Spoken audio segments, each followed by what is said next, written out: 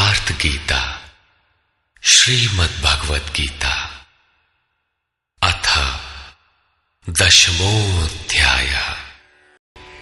श्री भगवानुवाच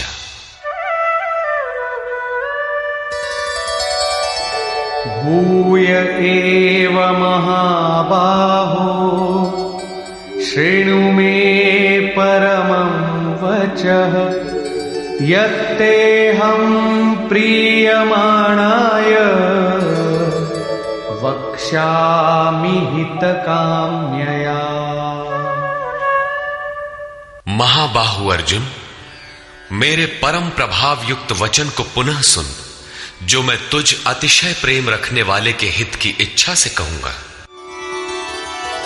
न मे विदुः सुरगणाः प्रभवं न महर्षयः अहमादिर्हि देवानां महर्षीणां च सर्वशः। अर्जुन, मेरी उत्पत्ति को न देवता लोग जानते हैं और न महर्षिगण ही जानते हैं। श्री कृष्ण ने कहा था, जन्म कर्म च मे दिव्यम, मेरा वो जन्म और कर्म अलौकिक है, इन चर्म चक्षुओं से देखा नहीं जा सकता। इसलिए मेरे उस प्रकट होने को देव और महर्षि स्तर तक पहुंचे हुए लोग भी नहीं जानते। मैं सब प्रकार से देवताओं और महर्षियों का आदि कारण हूं।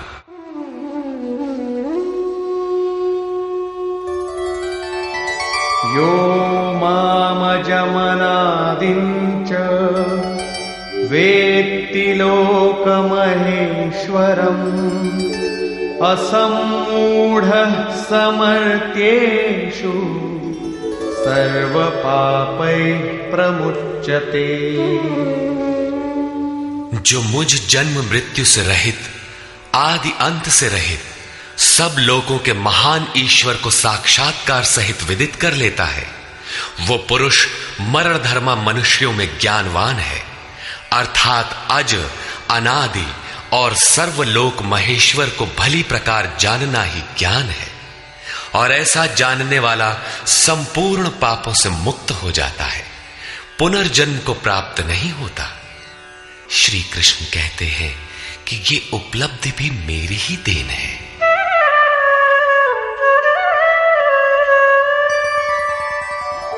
बुद्धिर्ज्ञानमसम्मोहः क्षमा सत्यं दमः शमः सुखं दुःखं भवो भावो भयं चाभयमेव च।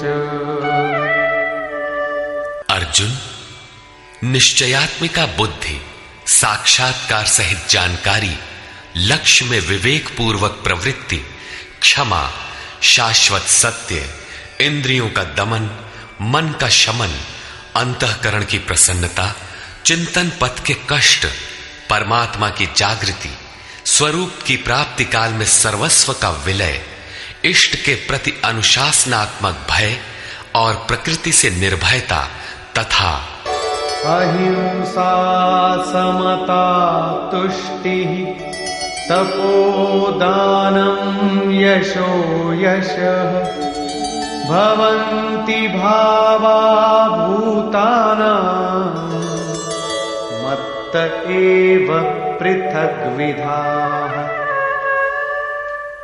अहिंसा अर्थात अपने आत्मा को अधोगति में न पहुंचाने का आचरण, समता जिसमें विषमता न हो, संतोष मन सहित इंद्रियों को लक्ष्य के अनुरूप तपाना, दान अर्थात सर्वस्व का समर्पण, भगवत पथ में मान अपमान का सहन। इस प्रकार प्राणियों के उपर्युक्त भाव मुझसे ही होते हैं। ये सभी भाव दैवी चिंतन पद्धति के लक्षण हैं। इनका अभाव ही आसुरी संपद है।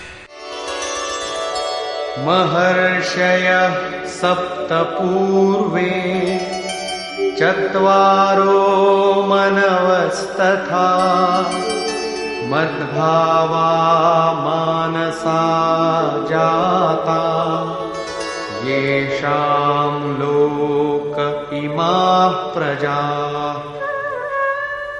सप्तर्षि अर्थात योग की 7 क्रमिक भूमिकाएं अर्थात शुभेच्छा, सुविचारणा, तनुमानसा, सत्वापत्ति, असंसक्ति, पदार्था भावना और तुर्यगा तथा इनके अनुरूप अंतःकरण चतुष्टय अर्थात मन, बुद्धि, चित्त और अहंकार, उसके अनुरूप मन जो मेरे में भाव वाला है, ये सब मेरे ही संकल्प से अर्थात मेरी प्राप्ति के संकल्प से तथा जो मेरी ही प्रेरणा से होते हैं, दोनों एक दूसरे के पूरक हैं, उत्पन्न होते हैं।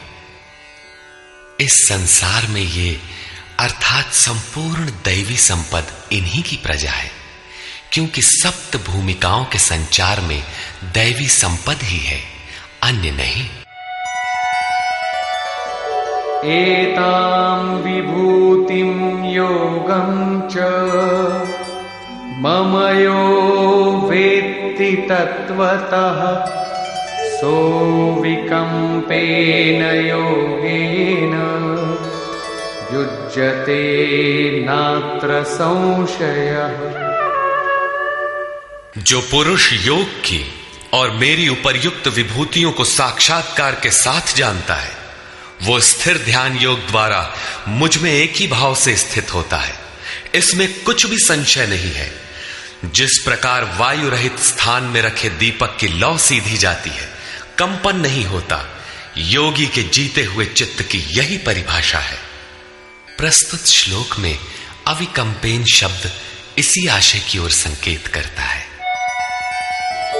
अहं सर्वस्य प्रभवो मत्तः सर्वं प्रवर्तते इति मत्वा भजन्ते मां बुधा भाव समन्विता। मैं संपूर्ण जगत की उत्पत्ति का कारण हूं, मुझसे ही संपूर्ण जगत चेष्टा करता है। इस प्रकार मानकर श्रद्धा और भक्ति से युक्त विवेकी जन मेरा निरंतर भजन करते हैं। तात्पर्य यह है कि योगी द्वारा मेरे अनुरूप जो प्रवृत्ति होती है, उसे मैं ही किया करता हूं, वो मेरा ही प्रसाद है। कैसे है, इसे पीछे स्थान स्थान पर बताया जा चुका है। वे निरंतर भजन किस प्रकार करते हैं, इस पर कहते हैं।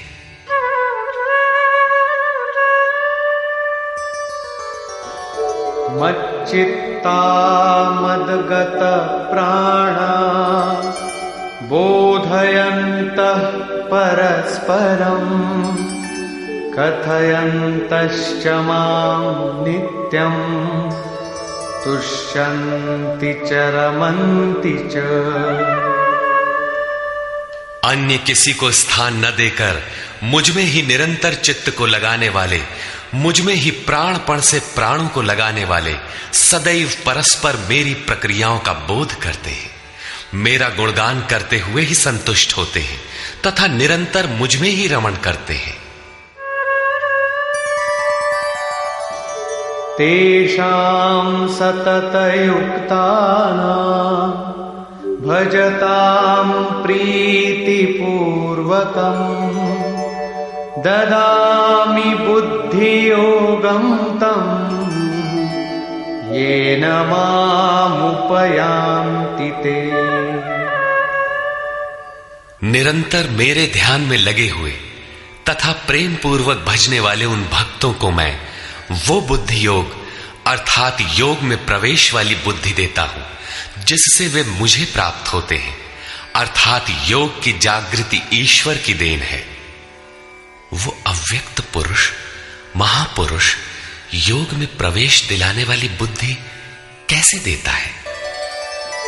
तेषामेवानुकंपार्थं अहमज्ञानजं तमः नाशयाम्यात्मभावस्थो ज्ञानदीपेन भास्वता।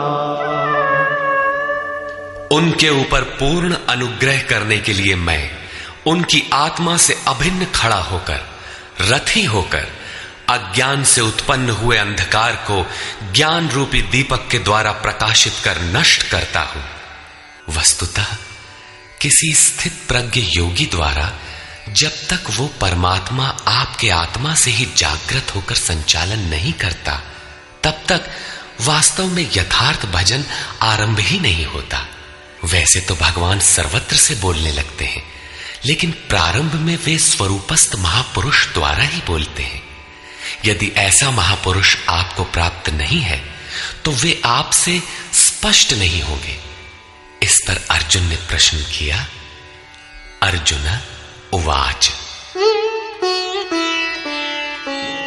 परम ब्रह्म परम धाम पवित्रं परमं भवान् पुरुषं शाश्वतं दिव्यम् आदिदेवमजं विभुम् आहुस्त्वामृषयः सर्वे देवर्षिर्नारदस्तथा असितो देवलो व्यासः स्वयं चैव ब्रवीषि मे। भगवान, आप परब्रह्म, परम धाम तथा परम पवित्र हैं, क्योंकि आपको सभी ऋषिगण सनातन दिव्य पुरुष, देवों का भी आदि देव, अजन्मा और सर्वव्यापी कहते हैं। परम पुरुष, परम धाम का ही पर्याय दिव्य पुरुष, अजन्मा आदि शब्द है। देवर्षि नारद, असित, देवल, व्यास तथा स्वयं आप भी मुझसे वही कहते हैं। अर्थात पहले भूतकालीन महर्षि कहते हैं, अब वर्तमान में जिनकी संगत उपलब्ध है, नारद, देवल, असित और व्यास का नाम लिया, जो अर्जुन के समकालीन थे। अर्थात सत्पुरुषों की संगति अर्जुन को प्राप्त थी। आप भी वही कहते हैं। अतः सर्वमेतद्ऋतं मन्ये यन्मां वदसि केशव नहि ते भगवन् व्यक्तिं विदुर्देवान दानवाः। हे केशव, जो कुछ भी आप मेरे लिए कह रहे हैं वो सब मैं सत्य मानता हूं। आपके व्यक्तित्व को न देवता और न दानव ही जानते हैं। स्वयमेवात्मनात्मानं वेत्थत्वं पुरुषोत्तम भूतभावनभूतेश देवदेव जगत्पते। हे भूतों को उत्पन्न करने वाले, हे भूतों के ईश्वर, हे देव देव, हे जगत के स्वामी, हे पुरुषों में उत्तम, स्वयं आप ही अपने को जानते हैं, अथवा जिसकी आत्मा में जागृत होकर आप जना देते हैं वो जानता है। वो भी आपके द्वारा आपका जानना हुआ। इसलिए वक्तुमर्हस्य शेषेण दिव्यायात्मविभूतयः याभिर्विभूतिभिर्लोकान् इमांस्त्वं व्याप्य तिष्ठसि। आप ही अपनी उन दिव्य विभूतियों को संपूर्ण रूप से लेश मात्र भी शेष न रखकर कहने में सक्षम है, जिन विभूतियों द्वारा आप इन सब लोगों को व्याप्त करके स्थित हैं। कथं विद्यामहं योगिन् स्वां सदा परिचिन्तयन् केषु केषु च भावेषु चिन्त्योऽसि भगवन्मया। हे योगिन, श्री कृष्ण एक योगी थे। मैं किस प्रकार निरंतर चिंतन करता हुआ आपको जानूं, और हे भगवान, मैं किन किन भावों द्वारा आपका स्मरण करूं। विस्तरेणात्मनो योगम् विभूतिं च जनार्दन भूयः कथय तृप्तिर्हि शृण्वतो नास्ति मे मृतम्। हे जनार्दन, अपनी योग शक्ति को और योग की विभूति को फिर भी विस्तार पूर्वक कहिए।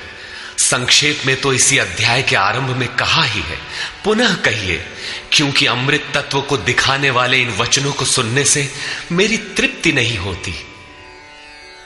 रामचरित जे सुनत अघाही रस विशेष जाना तिन नाही। जब तक प्रवेश नहीं मिल जाता तब तक उसे अमृत तत्व को जानने की पिपासा बनी रहती है। प्रवेश से पूर्व रास्ते में ही यह सोचकर कोई बैठ गया कि बहुत जान लिया, तो उसने नहीं जाना। सिद्ध है कि उसका मार्ग अवरुद्ध होना चाहता है। इसलिए साधक को पूर्ति पर्यंत इष्ट के निर्देशन को पकड़ते रहना चाहिए और उसे आचरण में ढालना चाहिए। अर्जुन की उक्त जिज्ञासा पर योगेश्वर श्री कृष्ण ने कहा, श्री भगवान वाच।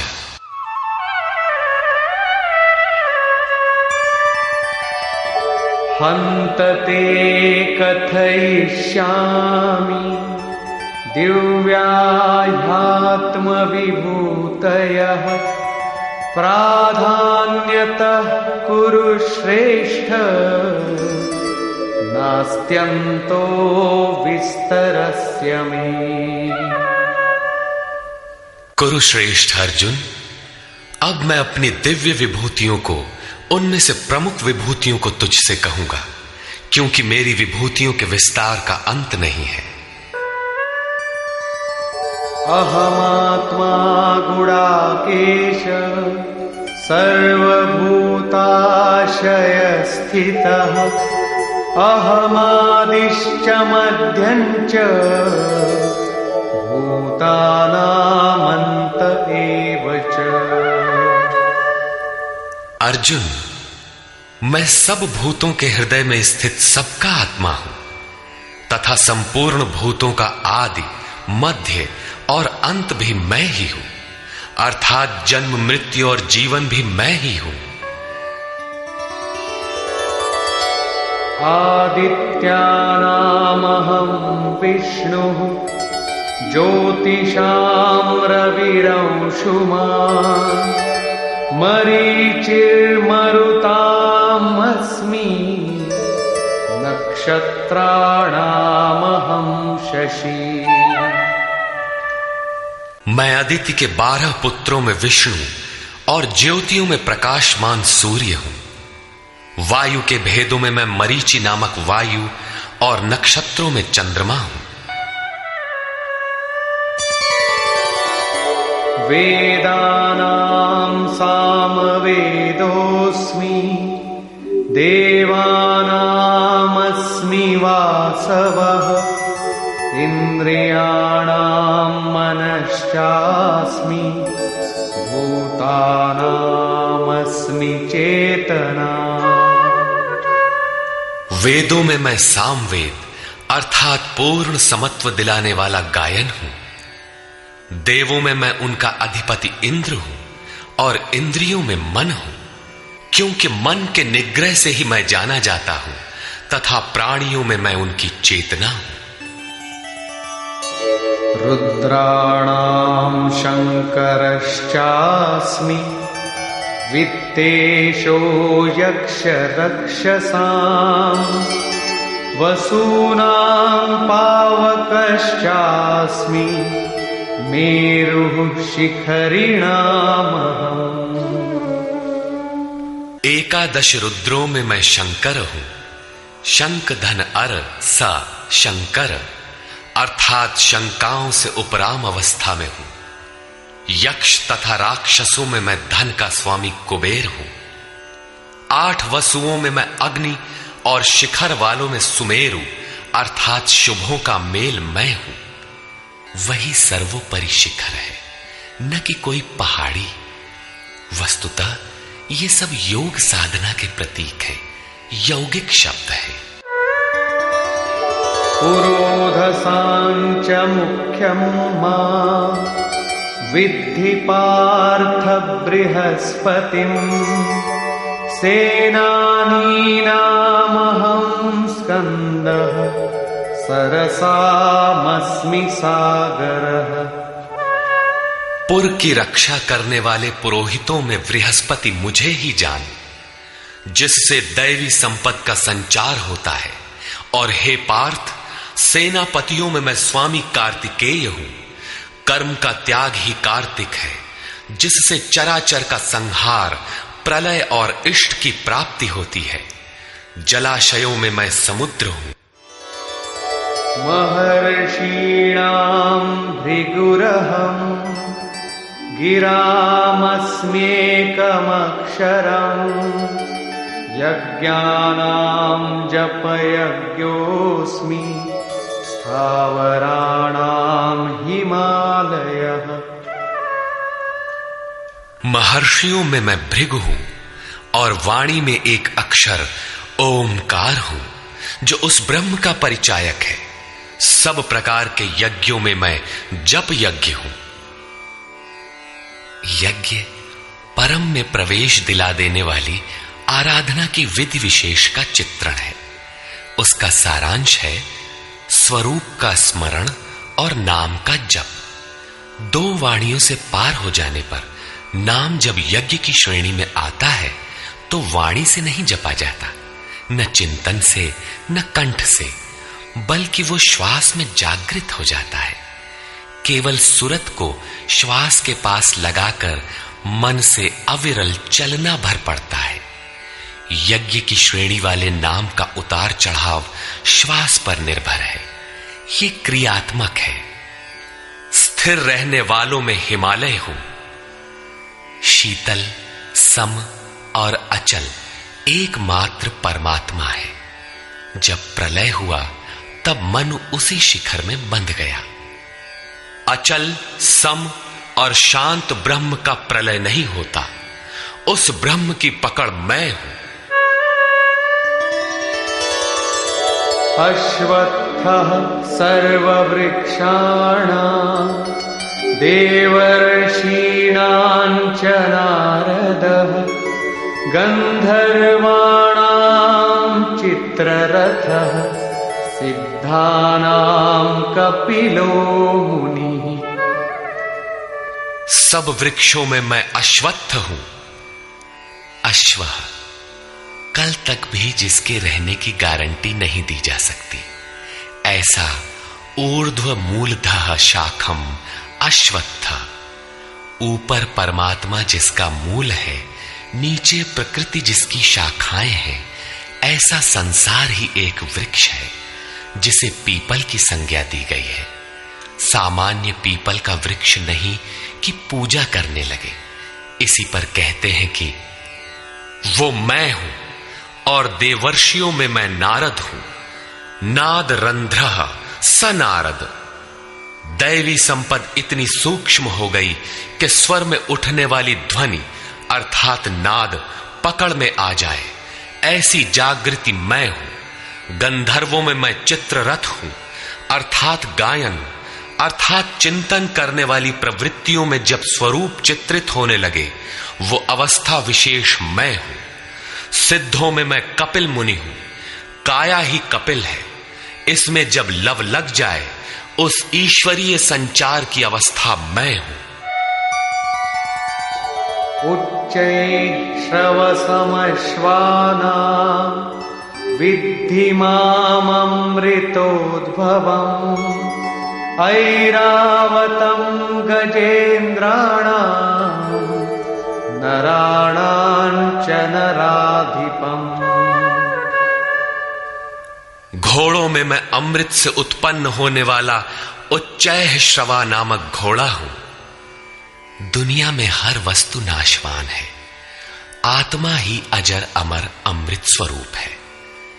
इस अमृत स्वरूप से जिसका संचार है वो घोड़ा मैं हूं। घोड़ा गति का प्रतीक है।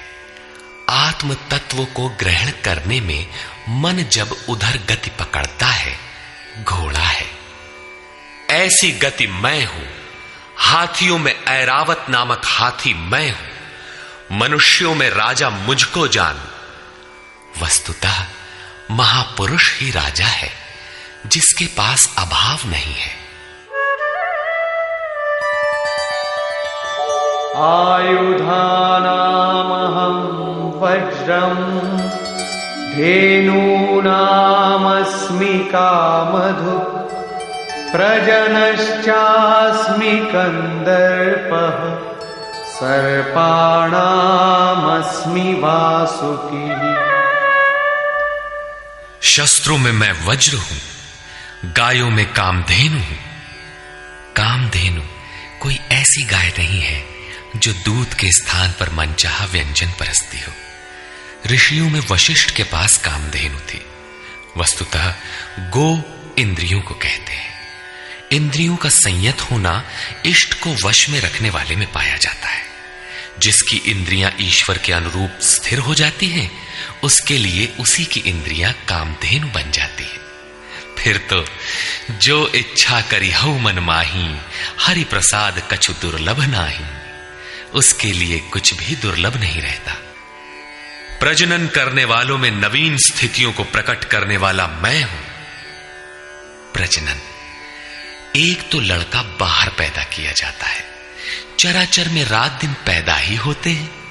चूहे चींटी रात दिन करते हैं ऐसा नहीं, बल्कि एक स्थिति से दूसरी स्थिति, इस प्रकार वृत्तियों का परिवर्तन होता है। वो परिवर्तित स्वरूप मैं हूं। सर्पों में मैं वासुकी हूं। अनन्तश्चास्मि नागानां वरुणो यादसामहम् पितॄणामर्यमा चास्मि यमः संयमतामहम्। नागों में मैं अनंत अर्थात शेष नाग हूं। वैसे तो ये कोई सर्प नहीं है। गीता की समकालीन पुस्तक श्रीमद् भागवत में इसके रूप की चर्चा है कि इस पृथ्वी से 30,000 योजन की दूरी पर उस परमात्मा की वैष्णवी शक्ति है जिसके सिर पर यह पृथ्वी सरसों के दाने की तरह भार रहित टिकी है। उस युग में योजन का पैमाना चाहे जो रहा हो, फिर भी यह पर्याप्त दूर है। वस्तुतः ये आकर्षण शक्ति का चित्रण है। वैज्ञानिकों ने जिसे ईथर माना है। ग्रह उपग्रह सभी उसी शक्ति के आधार पर टिके हैं। उस शून्य में ग्रहों का कोई भार भी नहीं है। वो शक्ति सर्प की कुंडली की तरह सभी ग्रहों को लपेटे है। यही है वो अनंत जिससे पृथ्वी धारण की जाती है। श्री कृष्ण कहते हैं, ऐसी ईश्वरीय शक्ति मैं हूं। जलचरों में उनका अधिपति वरुण हूं तथा पितरों में अर्यमा हूं। अहिंसा, सत्य, अस्तेय, ब्रह्मचर्य और अपरिग्रह 5 यम हैं। इनके पालन में आने वाले विकारों को काटना अरह है। विकारों के शमन से पितृ अर्थात भूत संस्कार तृप्त होते हैं, निवृत्ति प्रदान कर देते हैं। शासन करने वालों में मैं यमराज हूं अर्थात उपर्युक्त यमों का नियामक हूं।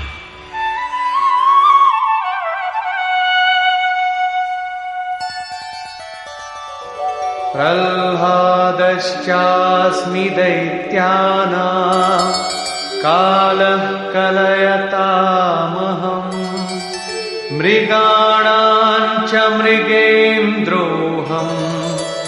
वैनतेयश्च पक्षिणाम्। मैं दैत्यों में प्रहलाद हूं। पर आह्लाद, पर के लिए आह्लाद, प्रेम ही प्रहलाद है। आसुरी संपद में रहते हुए ईश्वर के लिए आकर्षण विकलता आरंभ होती है जिससे परम प्रभु का दिग्दर्शन होता है। ऐसा प्रेमोल्लास मैं हूं। गिनती करने वालों में मैं समय हूं। 1, 2, 3, 4 ऐसी गिनती या क्षण, घड़ी, दिन, पक्ष, मास इत्यादि नहीं, बल्कि ईश्वर के चिंतन में लगा हुआ समय मैं हूं। यहां तक कि जागत में सुमिरन करे, सोवत में लव लाए। अनवरत चिंतन में समय मैं हूं। पशुओं में मृगराज, योगी भी मृ धन ग अर्थात योग रूपी जंगल में गमन करने वाला है। तथा पक्षियों में गरुड़ मैं हूं।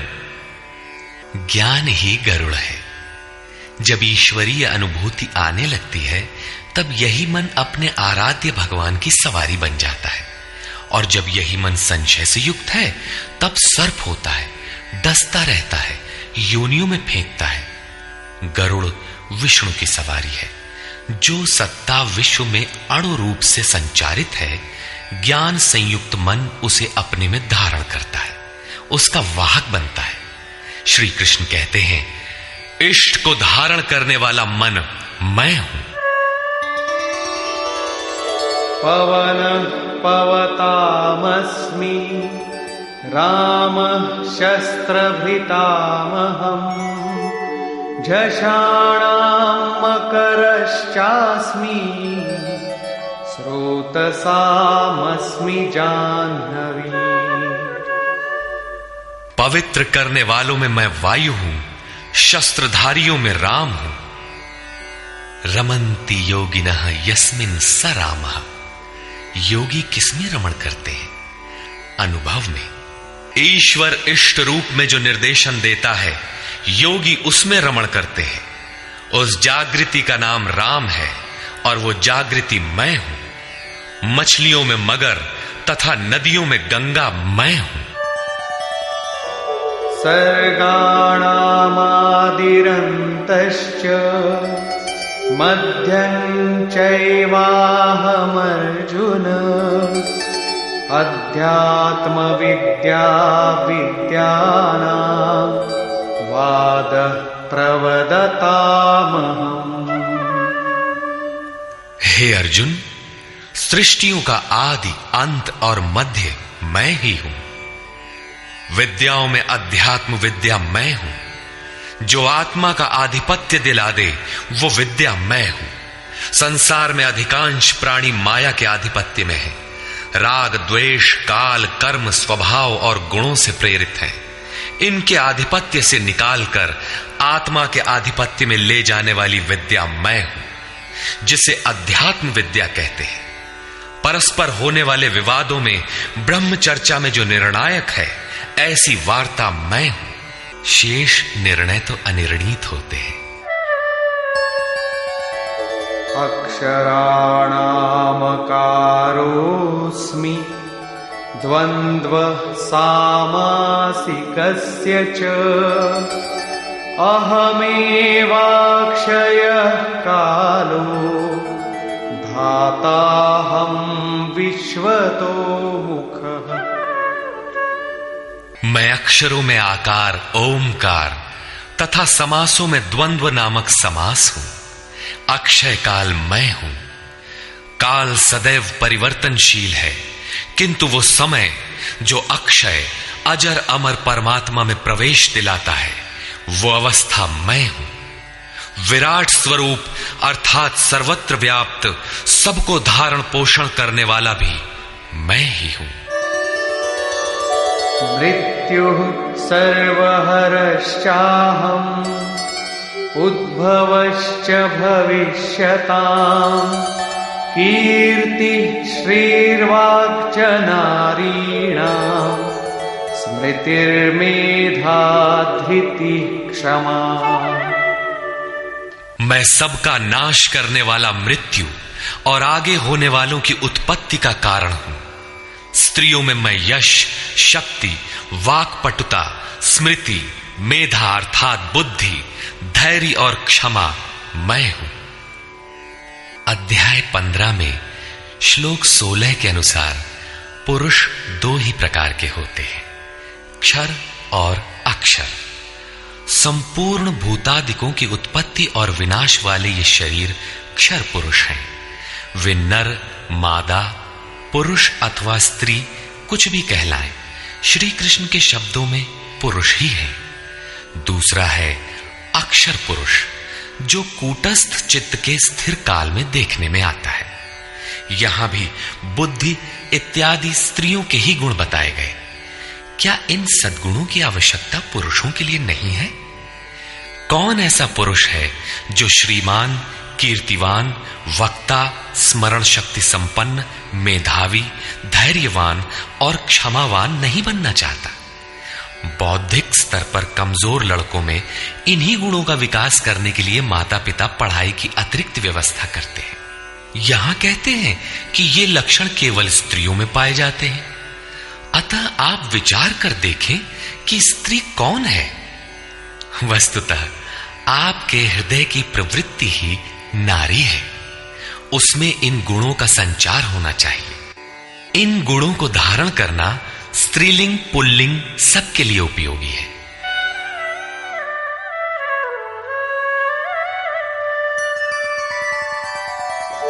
बृहत्साम तथा साम्ना गायत्री छन्दसामहम्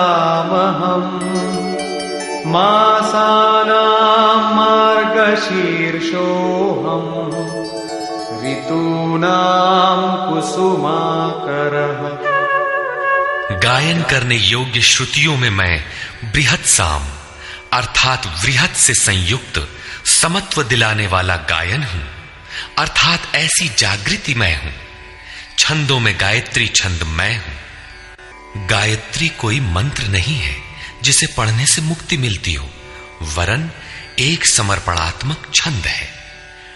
3 बार विचलित होने के पश्चात ऋषि विश्वामित्र ने अपने को इष्ट के प्रति समर्पित करते हुए कहा, ओम भूर्भुवः स्वः तत्सवितुर्वरेण्यं भर्गो देवस्य धीमहि धियो यो नः प्रचोदयात्।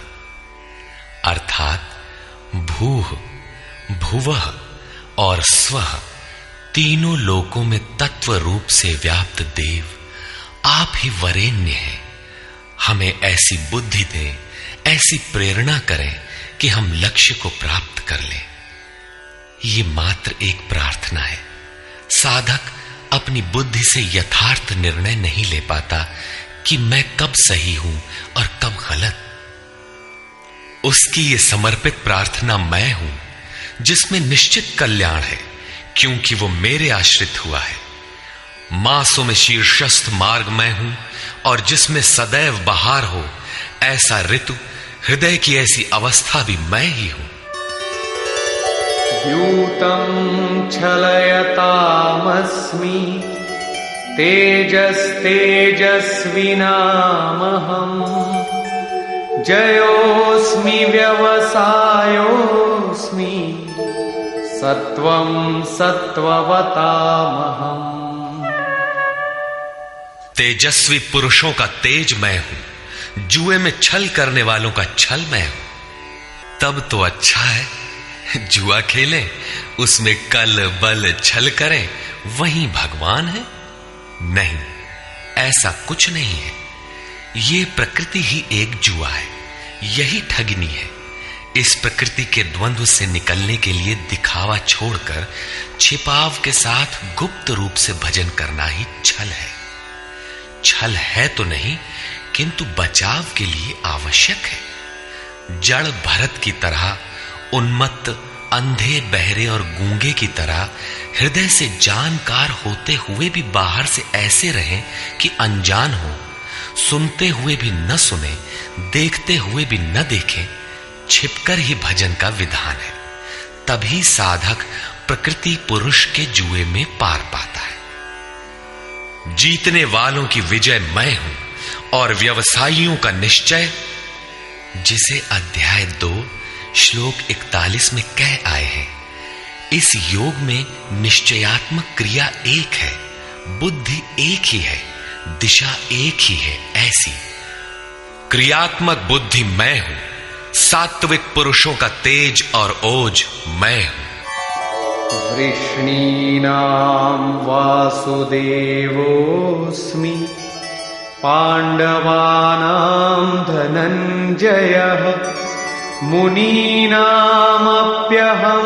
व्यासः कवीनामुशना कविः। वृष्णि वंश में मैं वासुदेव अर्थात सर्वत्र वास करने वाला देव हूं। पांडवों में मैं धनंजय हूं। पुण्य ही पांडु है और आत्मिक संपत्ति ही स्थिर संपत्ति है। पुण्य से प्रेरित होकर आत्मिक संपत्ति को अर्जित करने वाला धनंजय मैं हूं। मुनियों में मैं व्यास हूं। परम तत्व को व्यक्त करने की जिसमें क्षमता है वो मुनि मैं हूं। कवियों में उष्णा अर्थात उसमें प्रवेश दिलाने वाला काव्यकार मैं हूं।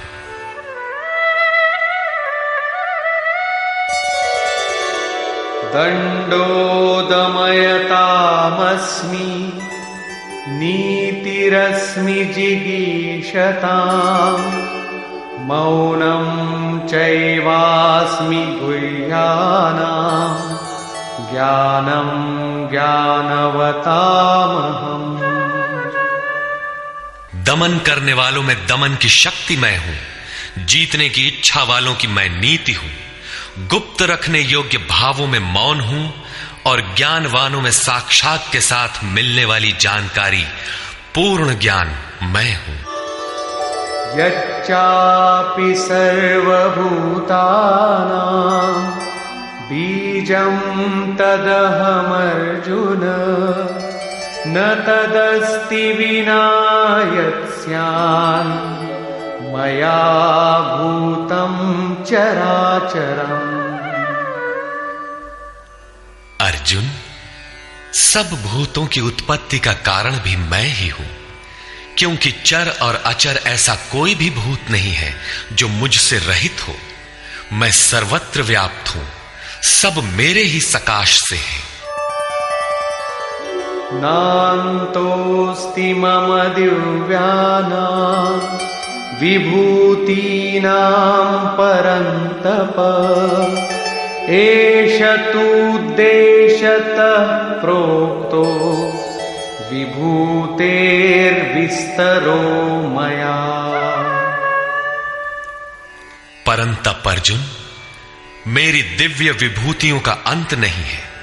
अपनी विभूतियों का विस्तार तो मैंने संक्षेप से कहा है, वस्तुतः वे अनंत हैं। इस अध्याय में कुछ ही विभूतियों का स्पष्टीकरण किया गया है, क्योंकि अगले ही अध्याय में अर्जुन इन सबको देखना चाहता है, क्योंकि प्रत्यक्ष दर्शन से ही विभूतियां समझ में आती है। विचारधारा समझने के लिए इसी से थोड़ा अर्थ दिया गया। यद्यद्विभूतिमत्सत्त्वं श्रीमदूर्जितमेव वा तत्तदेवावगच्छत्वं मम तेजोंश संभवम्। जो भी ऐश्वर्य युक्त, कांति युक्त और शक्ति युक्त वस्तुएं हैं, उनको तू मेरे तेज के एक अंश मात्र से उत्पन्न हुई जान।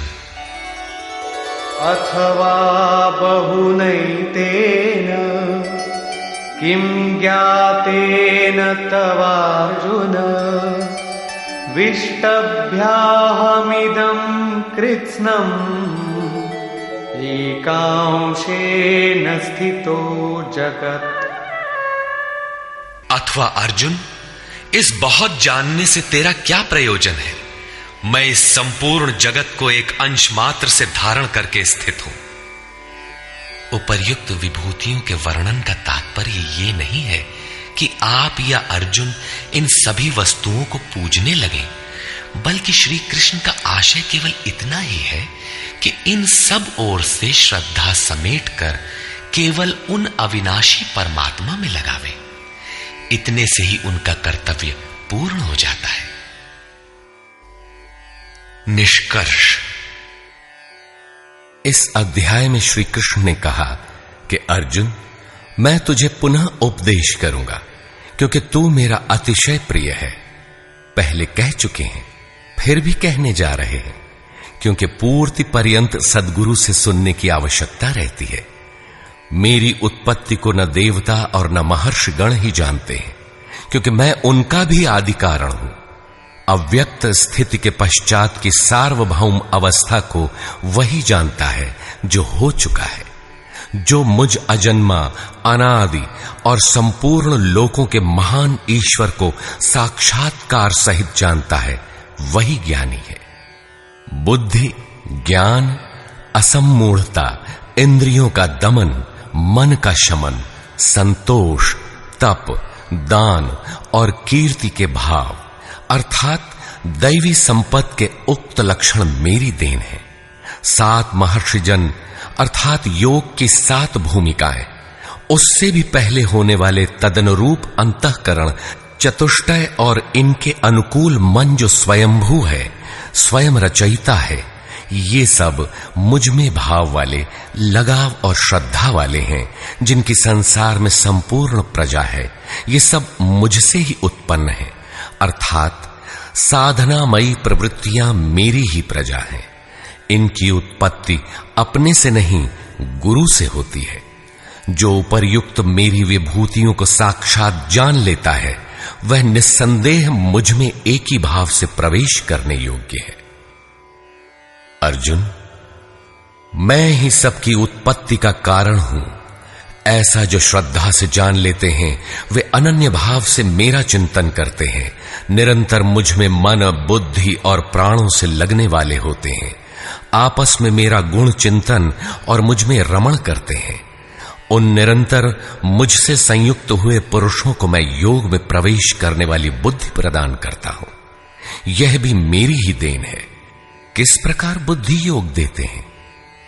तो अर्जुन, आत्मभावस्थ उनकी आत्मा में जागृत होकर खड़ा हो जाता हूं और उनके हृदय में अज्ञान से उत्पन्न अंधकार को ज्ञान रूपी दीपक से नष्ट करता हूं। अर्जुन ने प्रश्न किया कि भगवन, आप परम पवित्र, सनातन, दिव्य, अनादि और सर्वत्र व्याप्त हैं, ऐसा महर्षिगण कहते हैं, तथा वर्तमान में देवर्षि नारद, देवल, व्यास और आप भी वही कहते हैं। यह सत्य भी है कि आपको न देवता जानते हैं और न दानव। स्वयं आप जिसे जना दें वही जान पाता है। आप ही अपनी विभूतियों को कहने में समर्थ हैं। अतः जनार्दन, आप अपनी विभूतियों को विस्तार से कहिए। पूर्ति पर्यंत इष्ट से सुनते रहने की उत्कंठा बनी रहनी चाहिए। आगे इष्ट के अंतराल में क्या है, उसे साधक क्या जाने। इस पर योगेश्वर श्री कृष्ण ने एक एक करके अपनी प्रमुख विभूतियों का लक्षण संक्षेप में बताया, जिनमें से कुछ तो योग साधन में प्रवेश करने के साथ मिलने वाली अंतरंग विभूतियों का चित्रण है, और शेष कुछ समाज में रिद्धियों सिद्धियों के साथ पाई जाने वाली विभूतियों पर प्रकाश डाला। और अंत में उन्होंने बल देकर कहा, अर्जुन, बहुत कुछ जानने से तेरा क्या प्रयोजन है? इस संसार में जो कुछ भी तेज और ऐश्वर्य युक्त वस्तुएं हैं, वह सब मेरे तेज के अंश मात्र में स्थित हैं। वस्तुतः मेरी विभूतियां अपार हैं। ऐसा कहते हुए योगेश्वर ने इस अध्याय का पटाक्षेप किया। इस अध्याय में श्री कृष्ण ने अपनी विभूतियों की मात्र बौद्धिक जानकारी दी, जिससे अर्जुन की श्रद्धा सब ओर से सिमटकर एक इष्ट में लग जाए। किंतु बंधुओं, सब कुछ सुन लेने और बाल की खाल निकालकर समझ लेने के बाद भी चलकर उसे जानना शेष ही रहता है। यह क्रियात्मक पथ है। संपूर्ण अध्याय में योगेश्वर की विभूतियों का ही वर्णन है। अतः ओम तत्सदिति श्रीमद्भगवद्गीतासूपनिषत्सु ब्रह्म विद्यायाम योग शास्त्रे श्री कृष्णार्जुन संवादे विभूति वर्णन योगो नाम 10वां। इस प्रकार स्वामी अड़गड़ानंद कृत श्रीमद्भगवद गीता के भाष्य यथार्थ गीता का 10वां अध्याय पूर्ण होता है। हरि ओम तत्सत।